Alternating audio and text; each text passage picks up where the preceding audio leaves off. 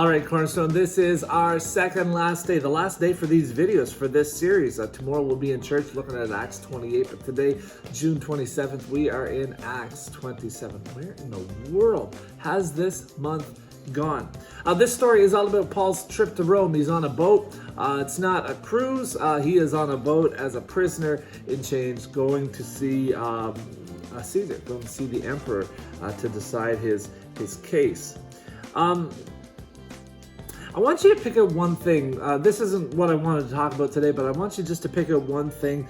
Paul seems to know a lot about ships, but he's kind of not a fisherman.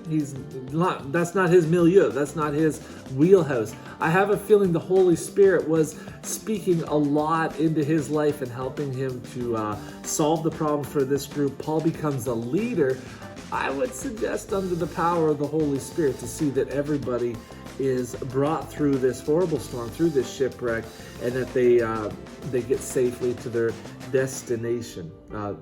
Yeah, that's another lesson. That's what we've been pushing home every single day this month, that the Holy Spirit gives us power to do the things that we aren't able to do.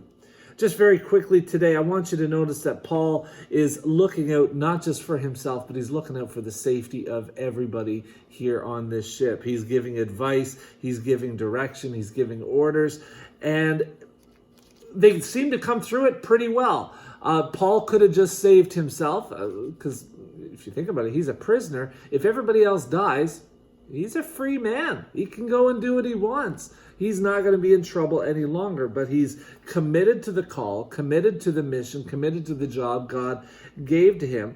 He accepts his role as prisoner, and then he gives everybody instruction on how to survive the storm. Instead of bitterness, Paul is saving lives. I would say that he is more interested in saving the other lives than in just saving his own. He valued the salvation of others over his own comfort. Yeah, you know where I'm going. Here's our questions for the day. What is God speaking to you about this passage? All of these 44 verses. This is a long one. How is he speaking to you? How does it apply to you? I wonder today, secondly, if you have ever listened to the wrong people, made a wrong decision like the captain of this ship. How has God been faithful to you in spite of that decision?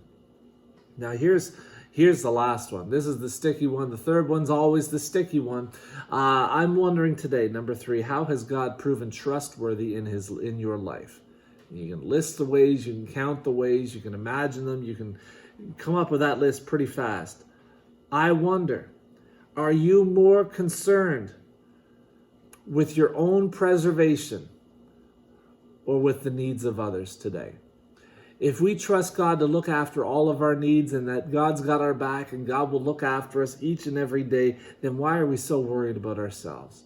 Let's find a way to bring favor and honor to other people, to lift them up, to encourage them, to bless them. We know God's going to bless us and God's going to do good things in us. Let's just assume that and go forward and see that other people are blessed today as well. All right, there we go. Acts 27. We'll see you tomorrow in church for the conclusion of the book of Acts.